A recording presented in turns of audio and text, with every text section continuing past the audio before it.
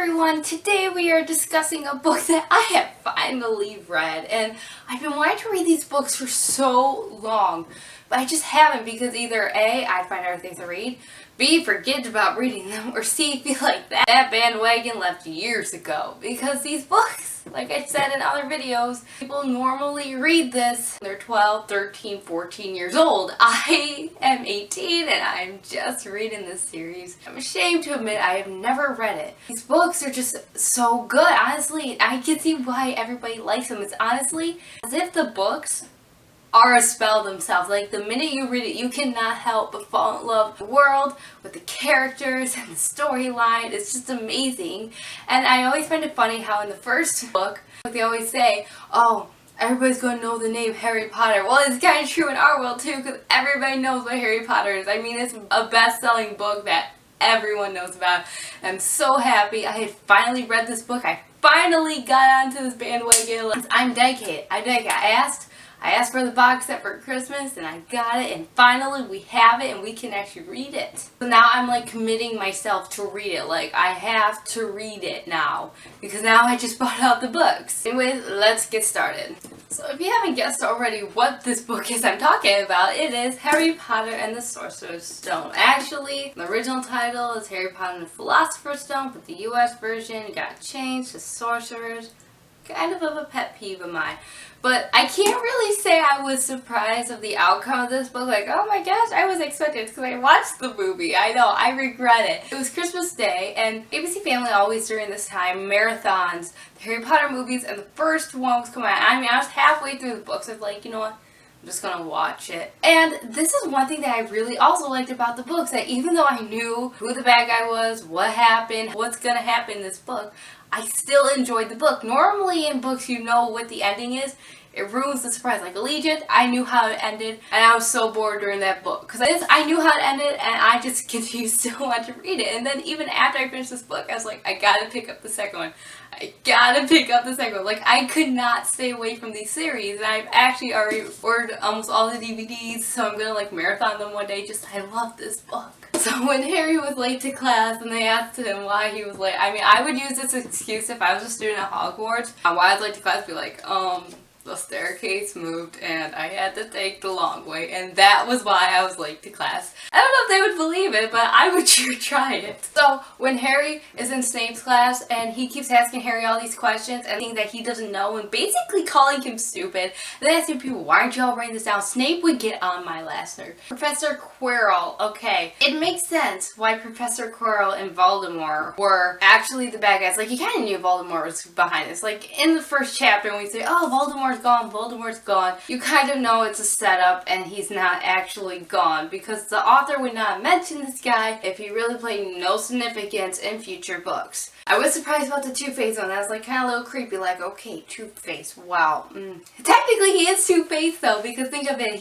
he works at Hogwarts, saying he's part of the good guys, but really he's working for Voldemort. He is Two-Face. Aha. See what you did, J.K. Rowling? But it makes sense because when Harry and Hagrid are in Dragon's Alley and they're kind of shopping for Harry for school supplies, getting ready for Hogwarts, they run into Professor Quirrell, and so it makes sense why he was in town that day, especially since Hagrid had to go into those deep vaults to get something that only Hogwarts knows about, that only few people know about actually, to try to protect it. And so that should have been like the first clue, like, oh, now I get why Professor Quirrell, he's probably there trying to get whatever was in that vault, till probably like someone sent like Hagrid a little message like, hey, you gotta go get what's in this vault. He would know everything about this dude, so that would make him the perfect disguise of Voldemort, because Quirrell works in Hogwarts, so he would know all the nooks and crannies and all those secrets that are behind it. He would know everything, so basically Voldemort would become an undefeatable villain in a way. So if Professor Quirrell was actually Voldemort, is that why Hogwarts made him get with Snape? Because they suspected Quirrell was behind this somewhere. We find out Snape had been suspecting for a while, so did Snape say something about it? Quidditch. Let's talk about Quidditch. I don't know how to pronounce it, and please do not hate me. Just don't hate me. I think it's called Quidditch. That's why when Harry's asked, like, has anybody ever been killed in this? Because, you know, you're like flying all around on these broomsticks. It's pretty dangerous. Oh, not at Hogwarts. Okay, so other places people have been killed at. Okay, so I guess it's okay then if those were killed at Hogwarts. But but it had been in other places, just be aware. Now as I read about Quidditch, I realize Quidditch is my kind of game. If my high school team played Quidditch, like the flying broom type Quidditch, like, you know, with the flying brooms and everything, I mean, I'm pretty sure it's a hard game, like, no doubt. Like, you have to, like, always be spying, you have to be aware of everyone else around you. It's my type of game because you don't have to run. I don't run.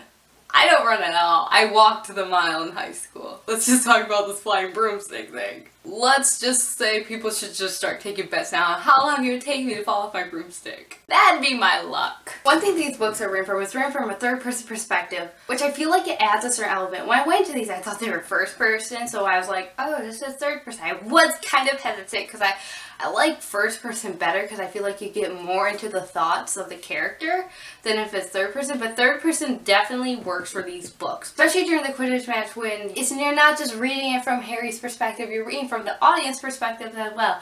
Especially like the announcer, Lee Jordan, he's announcing what's going on in the game, which I found was hilarious how he was like making little comments here and there, just hilarious. The narration wasn't like, and this happened, and this happened. You were reading the narration like it was being spoken, like you're actually at a real game and someone was narrating it to you, and it's just so cool. It was funny though, because there's this character, Dean, he's a very minor character, we only hear about him like twice, but he's obviously from the Muggle world because he's all like, that's a foul, that's a penalty, red flag, and then someone's like, Dean, this isn't soccer. It's like, dude, get with the program, you are not in the Muggle world anymore, this ain't soccer, it's not even like soccer. Which was so cool about Quidditch, it's actually a bunch of sports combined into one. Like obviously you saw your football in it. You can see soccer. It reminded me of basketball. I don't know why, it just reminded me of basketball a lot. Humor in these books are fantastic. Characters are well liked. And honestly, I've been going through such a big reading slump the past few weeks, and so this book literally just got me back on track. Like, let's read again. Do I promise? I now just want to read Harry Potter. The one thing that was different from the books and the movies is how they got detention. I mean, the movie and the book version was not that much off, but the book kind of an added plot line, like a little added plot line than the movie did, where Hagrid had this dragon and they had to try to get rid of it and stuff, and that's how Harry and Hermione got caught. Even though in the movie Ron got in trouble too, and that wasn't really the case, I like the book version better, how they got detention, but I feel also the movie people might have not added that because it might have made the movie too long instead of just like, because it was already like a really long movie. So I think maybe adding all the plot points would have just been too long and confusing, so they kind of just like broke it up. So near the end, when they're trying to get the Sorcerer's Stone before they think Snape is the bad guy, gets it, when Dumbledore says that all the professors did something to the Sorcerer's Stone and able to protect it, I didn't really get what he meant until we read the ending. And so there's always, it's kind of like this level, like they have to complete all these tasks in order to get the Sorcerer's Stone. So they go to this key room and there's like a bajillion keys just flying around and they have to find the perfect one for this lock. I'm pretty sure I would have given up after my third try. That would just be frustrating, try and find all these keys and then try to catch it. By the time we get this key, Voldemort would have got the stone and we would all been in trouble. It's just, overall, I just enjoyed this book. I loved it. I mean, honestly, the quotes, there's some quotes in this book that are just so good. Like the things Dumbledore says are amazing, and I've started to bookmark certain pages of like quotes I liked, but I just love these books and I can totally see now why everyone likes them. I wish I got on this bandwagon sooner, but I just love them. Anyways, thank you for watching. Please give this video a big thumbs up if you liked it. Subscribe to this channel for more bookish conversations. Thank you for watching. Bye!